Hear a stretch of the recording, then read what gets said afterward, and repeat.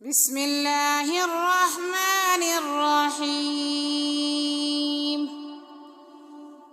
سبح اسم ربك الأعلى الذي خلق فسوى والذي قدر فهدى والذي أخرج المرعى فجعله غثاء أحوى سنقرئك فلا تنسى إلا ما شاء الله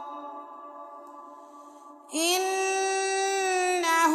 يعلم الجهر وما يخفى ونيسرك لليسرى فذكر إن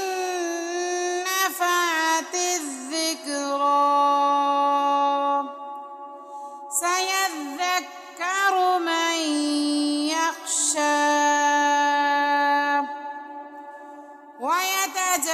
ويتجنبها الأشقى الذي يصلى النار الكبرى ثم لا يموت فيها ولا يحيا قد أفلح من تزكى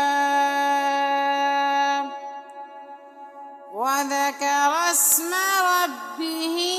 فصلى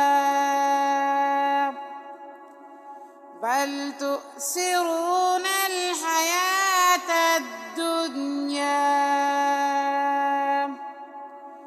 والآخرة خير وأبقى إن هذا لفي الصحف الأولى